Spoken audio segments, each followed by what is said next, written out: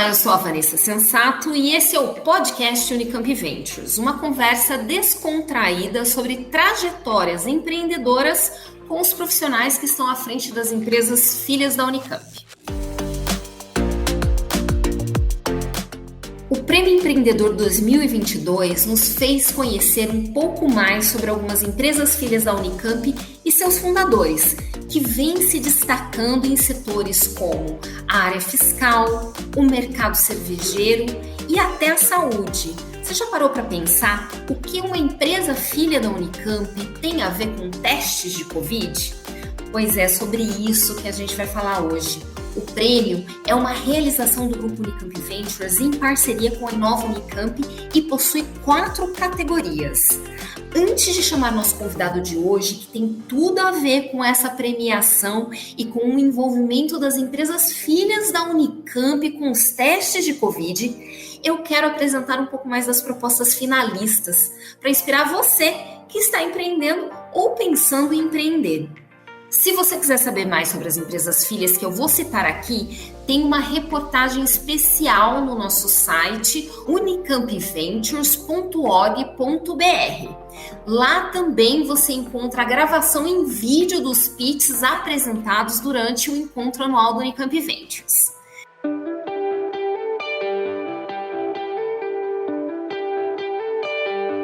São 4 categorias no Prêmio Empreendedor: impacto socioambiental, inovação, liderança feminina e scale-up. Na categoria impacto socioambiental, a empreendedora Thaís Lopes Nicolau, da Incentive-me, foi a vencedora. Ela ajudou a implementar uma estratégia pioneira que já impactou mais de 1 milhão de vidas. A startup Incentive-me aplica tecnologia para promover a inovação tributária. É muito interessante o modelo B2B deles. Eu convido vocês depois a conhecerem e verem o pitch da Thaís.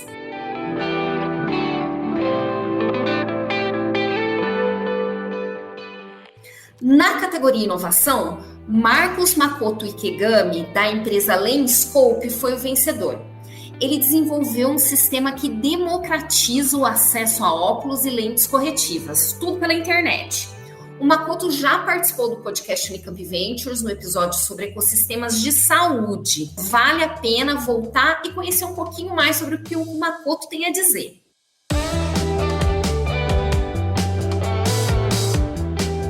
Na categoria liderança feminina, Kátia Zanata levou o troféu. Ela é cofundadora do Instituto da Cerveja do Brasil, uma empresa filha da Unicamp que capacita profissionais para o mercado cervejeiro. A Kátia ela é uma inspiração para nós mulheres ao mostrar que a ciência cervejeira também é coisa de mulher empreendedora.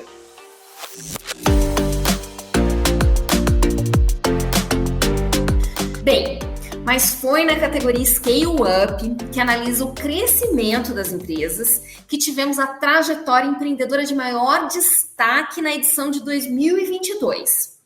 Guilherme Borelli, sócio fundador da Foxes, uma spin-off da Unicamp, levou 2 troféus para casa. Além de vencer com o case de maior crescimento, ele também recebeu o título de empreendedor do ano. E é com ele que a gente vai conversar nesse episódio. Vamos falar da trajetória da spin-off, que se estruturou baseada numa tecnologia da universidade e teve um crescimento impressionante, saindo de um faturamento de R$70 mil em 2018 para 17 milhões em apenas 3 anos. A Foxes é uma startup de análises laboratoriais que identificou um nicho inexplorado de mercado durante a pandemia. E a atuação de Guilherme foi fundamental nisso. Guilherme Borelli, seja bem-vindo. É um prazer ter você no podcast Unicamp Ventures. Olá, obrigado, Vanessa. Obrigado ao pessoal do Unicamp Ventures pelo espaço. Vamos fazer um bom bate-papo aí hoje. Isso, eu estou bem animada para conhecer um pouquinho mais sobre você, sobre o que vocês fizeram na empresa, né? Bem, o que a gente já sabe por aqui, que você é graduado em Biologia pela Unicamp, né, que está atualmente fazendo doutorado em Genética e Biologia Molecular ali no Instituto, no IB, né, da Unicamp, no Instituto de Biologia, ou seja, você tem já uma relação muito próxima com a universidade, né? Em que momento, Guilherme, aí nessa trajetória mais acadêmica, né, voltada para a pesquisa, mas em que momento você decidiu empreender? Olha, essa decisão, ela na verdade veio de um momento curioso, assim, né? Acho que todo mundo passa, o pessoal da academia vai saber bem do que eu estou falando, um momento em que você sente que precisa se preparar para entrar no mercado de trabalho, né?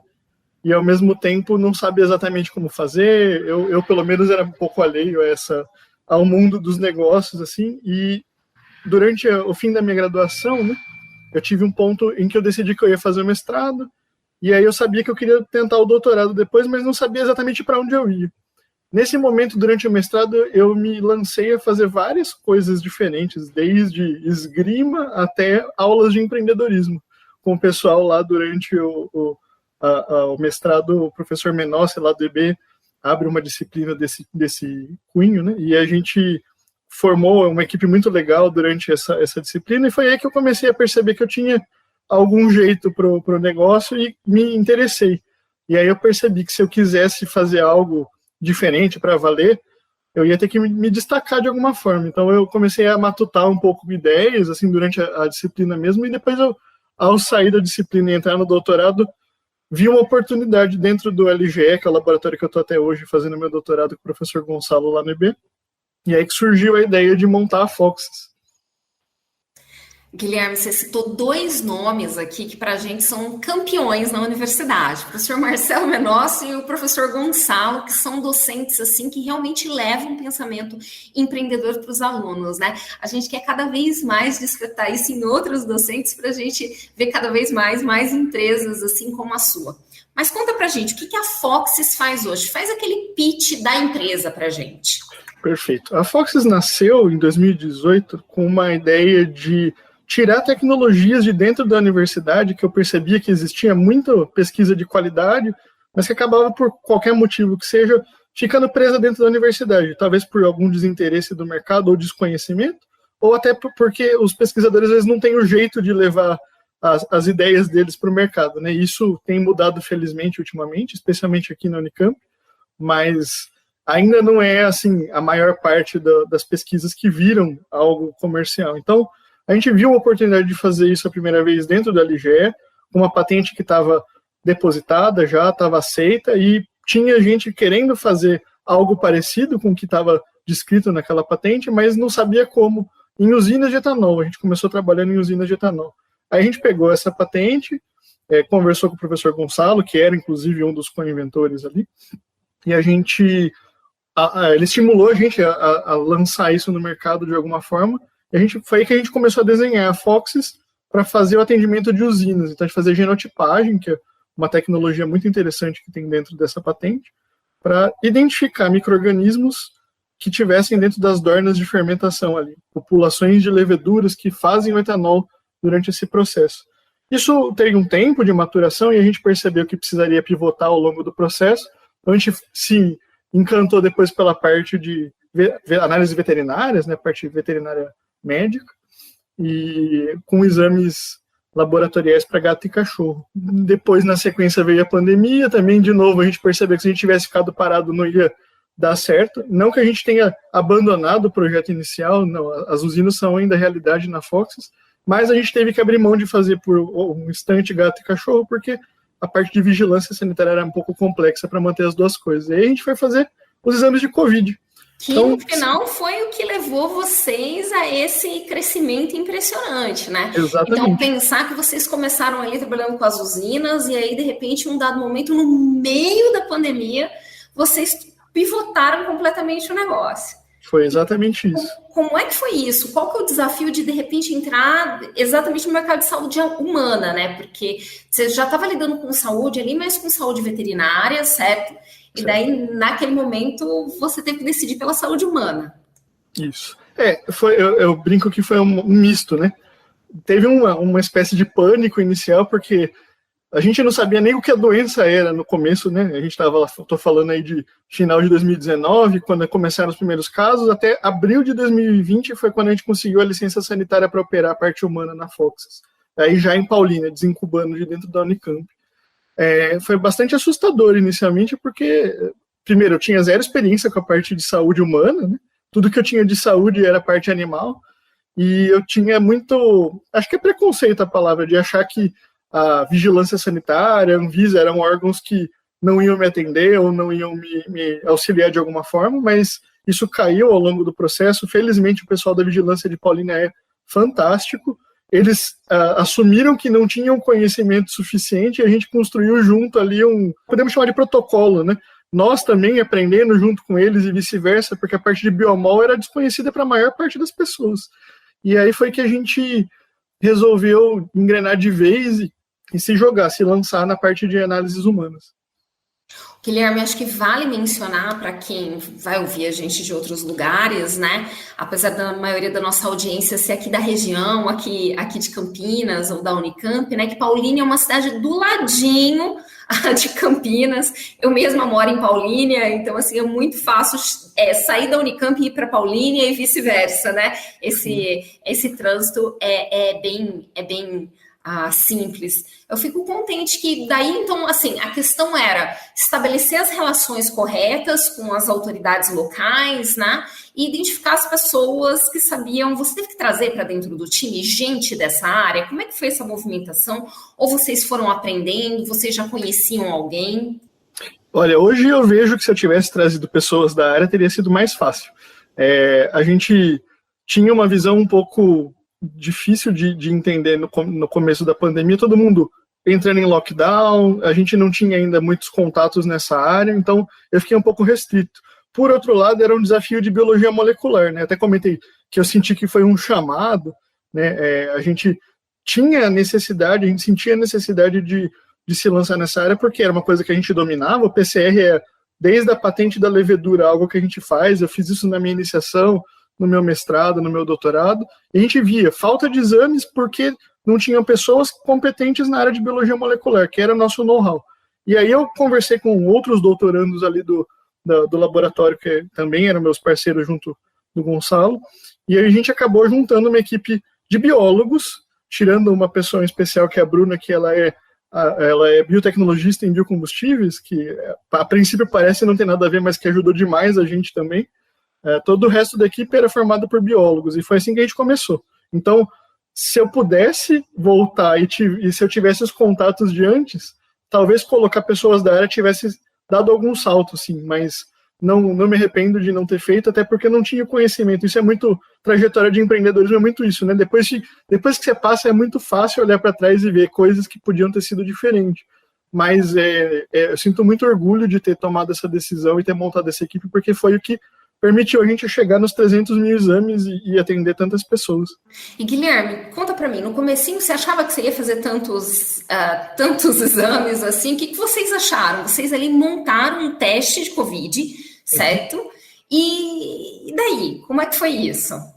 A gente era bastante otimista, né? Tinham 3 visões ali do negócio. A primeira era de que se a gente fizesse muito exame, ia dar para testar nossas famílias, né? Acho que até comentei isso no meu pitch da Unicamp Ventures naquele dia. Depois tinha a minha visão, que eu já era um pouco mais otimista. Eu falei, não, vamos fazer aí algo em torno de 100 exames, eu acho que dá para fazer. Né? E aí tinha o meu sócio, o Marcos, que é matemático também pela Unicamp, que brincou, né? Falou, não, eu vejo os números um pouco melhor, eu já tenho a noção de que a gente vai fazer algo em torno de 1000. Aí todo mundo olhou para ele, arregalou os olhos, né? 1000 exames? Você tem certeza? 1000 exames? Não, 1000 exames eu acho que dá para fazer, mais que isso aí vai ficar difícil. E aí, quando a gente passou os primeiros 1000, chegou nos primeiros 10 mil, era uma surpresa atrás da outra, porque o ritmo começou a subir. Então, assim, em questão de dias se fazia 4, 5, 10 mil exames e a gente começou a perder a conta e a noção do que estava acontecendo, né? Guilherme, como é que foi para escalar isso? Quantos exames? Vocês chegaram a quantos exames no final? Olha, a gente chegou a fazer... A gente ainda está atendendo o Covid, né, no laboratório, então assim, passamos de 310 mil aí ao longo desses anos, mas a gente chegou a fazer em um dia, foi em janeiro desse ano no pico, algo em torno de 12 mil exames, é um negócio assim, inacreditável. Bem mais do que os 100 inicialmente previstos, né? Isso. E como é que foi escalar de, assim, falar, ok, vamos fazer 10 exames no dia para fazer 12 mil exames no dia? A gente, no começo, entendeu que a tecnologia estava um pouco restrita a insumos, né? Os insumos que a gente tinha disponível no mercado, eles eram algo que era mais manual, e a gente precisava automatizar, a gente entendia a necessidade de automação, né? Então, durante o começo dessa empreitada, a gente sentiu a necessidade de desenvolver um insumo próprio, que são as beads magnéticas, né? A gente viu que não tinha nenhuma produção no Brasil, até depois a gente acabou encontrando um parceiro que estava fazendo também, mas a gente acabou formulando junto da nossa equipe esse insumo. E esse insumo permite a automação. Então, ao longo do processo, em vez de fazer amostra por amostra, a gente conseguia processar de 96 em 96. Aí, com algumas otimizações de processo, a gente passou a conseguir fazer 384 reações por vez, e aí assim por diante. Então, foram pequenos saltos ali de otimização, tanto de insumo quanto de processo, e depois no final de equipamentos, né, onde a gente já tinha alguma verba ali, conseguimos comprar um robô para fazer uma automação, e na verdade era até engraçado que quando a pessoa vinha me vender o robô durante a pandemia, a gente acabava rejeitando porque os robôs eram mais lentos do que as pessoas. Eles falavam, não, a gente consegue fazer aí muito bem 1.000 reações por dia. Eu falava, gente, a gente está fazendo 5, 6 mil reações por dia, como é que eu faço para... Eu preciso comprar 4 robôs para fazer o que uma pessoa faz, né? Aí depois as tecnologias também avançaram ao longo da pandemia, e sim, acabou escalonando a ponto da gente ter robôs que superaram os nossos analistas. Eu brinco que a gente tem robozinhos humanos na Fox, né? Então acabou superando o nosso pessoal, e aí sim, fez sentido automatizar com robô. Que legal, que legal. E Guilherme, conta para mim, a Foxys hoje ela compõe um grupo, né? O GeneSolux, é esse Isso. O nome do grupo? É a GeneSolux, isso. Certo. E a GeneSolux, ela é composta não só pela Foxys, mas vocês montaram outras spin-offs, né? Pensando em todo o planejamento, de uma maneira mais completa o negócio, né? Conta para mim como é que é isso. Isso, a Foxys, a gente, ao longo do processo, tomou a decisão de vender a Foxys, então a gente se juntou aos sócios e acabou falando, não, acho que a parte de humano não é exatamente o nosso core, vamos fazer essa venda. A gente optou por abrir uma nova empresa chamada Microford, né, que é uma indústria, na verdade, que já que a gente tinha esses insumos na mão que a gente produzia para consumo próprio, por que não produzir para outros, né? Se a gente tinha essa necessidade, provavelmente outros também tinham. Então a gente acabou abrindo a Microford, os sócios migraram para lá, e a GeneSolux, que era um parceiro comercial na época da pandemia, acabou comprando a Foxys. Então hoje a GeneSolux é detentora de 100% da Foxys, né? Depois eles acabaram me convidando para voltar, e hoje eu integro também a GeneSolux, mas a Microford surgiu como essa alternativa para o que a gente queria fazer, que era a parte de insumos. Só que a gente, ao longo do processo, percebeu muitas defasagens no campo de análises clínicas. Então, a gente percebeu que a logística, às vezes, tinha alguns entraves. A gente acabou abrindo uma empresa de logística, que é a Foxtrot. A gente percebeu que a parte de administração tirava muita atenção do core, que eram os exames. Então, a gente abriu uma empresa também de gestão e administração de pequenas empresas, que é a ADME, e a Microford também. E a gente acabou abrindo uma holding, daí sim, que é a quarta série, que detém as outras. Então, o nosso ecossistema é composto pela GSX, Foxys, e mais 3 empresas debaixo de uma holding, que é a quarta série. Nem todo mundo está em todas as empresas, né? Então, os sócios da GSX são alguns, os sócios da Microford são outros, e assim por diante, mas o ecossistema é bem forte e unido.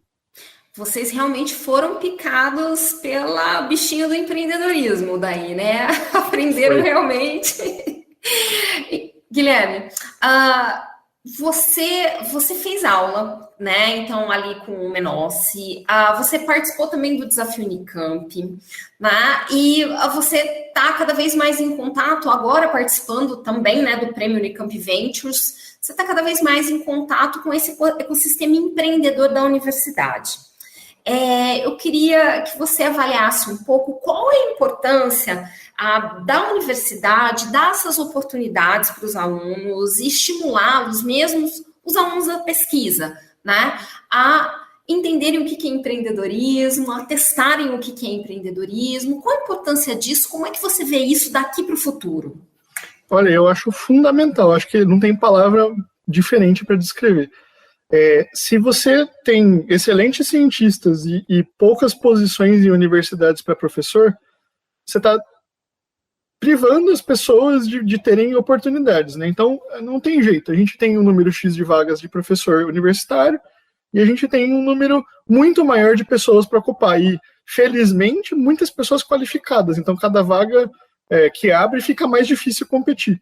Só que, por outro lado, a gente cria tecnologias dentro das nossas pesquisas que são fundamentais para a sociedade. A gente tem eu me sinto, pelo menos, obrigado como um aluno de universidade pública a devolver, de certa forma, para a sociedade o que foi um investimento feito em mim. E eu acho que se eu tiver uma carreira onde eu me limite a ficar esperando abrir uma vaga de professor, não que isso não seja legal, e quem tem a vocação para isso, ótimo, mas a gente precisa de outras coisas também. E, assim, equipes multidisciplinares, a gente fala tanto disso hoje em dia, né? Por que não ter um cientista de universidade, um cientista que é professor, um cientista que é empreendedor? E a gente ter fomento de ciência, infelizmente no Brasil é uma coisa um pouco complexa, vai e volta depender do governo, vai e volta depender da situação econômica. Ter o contato da universidade com as empresas é fundamental para manter não só um bom relacionamento tecnológico, né, mas também, por que não, de incentivo e fomento à própria universidade. Então, eu acho que ter esses espaços na universidade se tornam cada vez mais importantes e fico muito feliz de que a Unicamp seja vanguarda nesse sentido e de estar no lugar certo na hora certa, porque talvez se eu tivesse em outra universidade, a história do que aconteceu com a gente não tivesse ocorrido, né? Então, as oportunidades de estarem circundando pessoas preparadas é o que faz as coisas acontecerem, né? Às vezes nem tão preparadas, mas com um pouco de sorte, e o que importa é isso, né? Oportunidade é tudo. Exato. Guilherme, vocês passaram por diversos desafios, né? Porque a pivotagem é um desafio, entrar no mercado da saúde humana é um desafio. O que você está vendo como desafio agora, daqui para frente, na sua trajetória empreendedora, na trajetória das suas empresas? Uma coisa que a gente aprendeu desde o começo, depois de cometer o primeiro erro de achar que a gente ia fazer 100 exames, é pensar grande.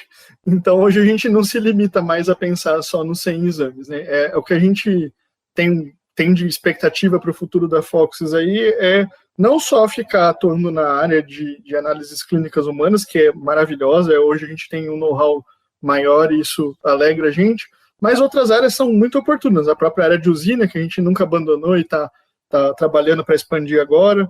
A gente pode ter de volta o braço PET, por que não? Vamos fazer. A gente tem a parte de alimentos, que também dá para aplicar a mesma tecnologia. Isso é muito relevante. Só que tudo isso a gente pensa para o futuro, né? E os primeiros passos têm que ser dados agora. O desafio de agora da Foxys a gente saiu de um scale-up maravilhoso, né? Felizmente para a empresa e infelizmente pelo motivo, mas alguém tinha que fazer esses exames e a gente acabou tendo a felicidade de poder ajudar as pessoas. Só que agora esses exames tendem a cair se tudo der certo, essa pandemia finalmente se encerrar, né? Ela parece estar subindo de novo aí uma pequena onda, ou quem sabe uma onda um pouco maior, mas vamos evitar mais contaminações se for possível. Então, a gente pensa que assim que acabar, o maior desafio é tornar os exames COVID em outros exames, porque senão a minha fonte de renda hoje, que era 100% COVID, ela desaparece. Então, o que a gente tem feito agora é lançar novos exames para entrar no mercado e esperando que também baixando essa onda de Covid definitivamente, a gente consiga migrar para outros exames, por exemplo, ISTs, dengue, zika, chikungunya, outros desafios de saúde pública que o Brasil tem, ou até testes genéticos preditivos, que são uma área muito interessante que a gente gosta bastante também. Acho que é nesse sentido que a gente tem pensado em trabalhar. Que interessante, muito bom. E vem cá, parabéns, você recebeu o prêmio Empreendedor do Ano, né? O que você achou disso, né? Como é que foi o impacto de receber o prêmio Empreendedor em 2022? Foi uma loucura, assim. O prêmio de Scale Up, a gente tinha noção de que a gente tinha feito um bom trabalho na questão de faturamento, etc. Não era óbvio, a gente nem de perto achava que ia ganhar, mas tinha, sim, a expectativa de que estava competindo entre os melhores ali. Mas o prêmio Empreendedor do Ano, eu confesso que foi uma grande surpresa. Até quando foi anunciado, não sei se o pessoal estava assistindo, eu acabei não levantando, eu fiquei meio em dúvida se era eu mesmo, porque foi tão inesperado, tinham projetos tão maravilhosos que foram apresentados lá, que me comoveram tanto e tinham tanto fundamento. Você comentou aí do Makoto, comentou da Kátia, da Thaís, e eu fiquei assim, impressionado que acho que a gente não tinha noção da dimensão do que a gente tinha feito, né? Até a hora que eu recebi o prêmio, eu falei, mas eu me sinto até constrangido, porque tinham projetos tão maravilhosos, daí eu ouvi a frase, mas às vezes a gente está no lugar certo na hora certa. Isso que me fez cair a ficha de que o que a gente tinha feito também era legal, né? Mas eu confesso que foi uma grande surpresa, não tinha a menor expectativa de vencer esse prêmio empreendedor do ano. É muito legal assistir o Prêmio Empreendedor, porque a gente entra em contato com projetos totalmente diferentes, né? Um diverso do outro, e realmente são projetos de impacto em todas as áreas. Mas meus parabéns mesmo, eu acho que foi fantástico, fiquei muito bem impressionada mesmo. Muito obrigado.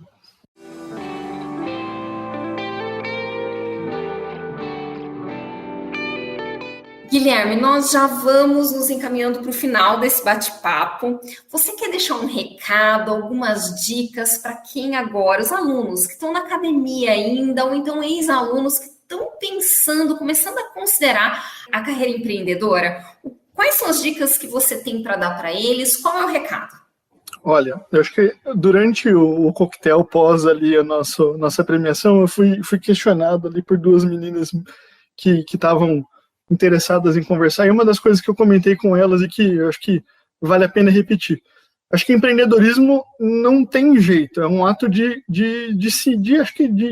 empirismo, né? Você tem que ter experiência, você tem que pôr a mão na massa, não adianta matutar, foi o que eu comentei ali no pitch também, eu podia ter um plano de negócio maravilhoso para apresentar, mas se você não tiver vivendo a experiência, vai passar a onda por cima e você vai se perder. Então, acho que a primeira coisa é ter essa noção de que não tem certo e errado, você tem que tentar, tem que testar e tem que se submeter a fazer as coisas.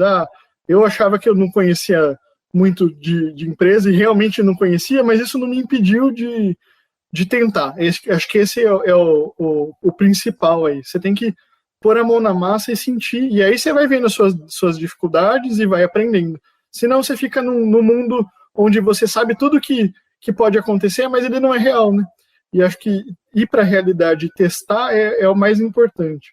E outra coisa extremamente relevante é nunca parar de estudar. Eu acho que a gente nunca sabe tudo, né? Não tem jeito, a gente não tem como... A gente, por mais conhecimento que tenha, precisa de pessoas boas em volta da gente, então montar a equipe, às vezes dói falar, mas bons amigos nem sempre fazem bons sócios. Eu acho que eu tive muita sorte de que os meus bons amigos se tornaram bons sócios, mas eu vi outras experiências ao longo do caminho que não aconteceram, então montar a equipe é fundamental e nem sempre a pessoa que está mais perto ou a pessoa que você gosta mais é a pessoa certa para o negócio. Então, estar atento a isso é relevante. E essa parte do estudo, gente, não tem jeito, é estudar. Durante a pandemia eu ficava dentro do laboratório 14, 15 horas, e o resto do tempo que eu não estava dormindo, eu estava lendo, porque sem entender do negócio profundamente, eu não conseguia ajudar, né? Então, ninguém sabia exatamente o que era, mas o pouco que a gente sabia, eu precisava saber também. Então, era isso que eu me propunha fazer todos os dias, estar ali, lendo, me atualizando, e agora que a gente entende melhor, é mais fácil, mas a gente tem outras coisas para aprender. Então, nunca parem de ler, nunca parem de buscar informação, olhem para dentro de si, vejam suas necessidades e vai buscar gente que sabe te ajudar ou te ensinar, né? Acho que esse é o principal.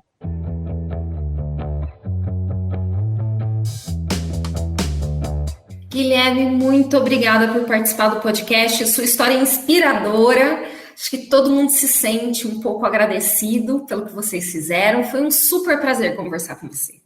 Agradeço demais, Vanessa, pela oportunidade. Fico muito feliz e honrado por ter sido premiado.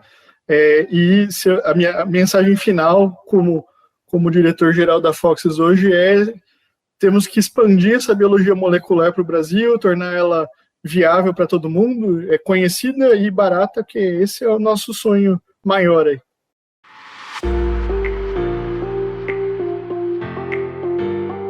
O podcast Unicamp Ventures vai ficando por aqui, lembrando que é uma realização do grupo Unicamp Ventures e da Inova Unicamp com o apoio da Rádio e TV Unicamp.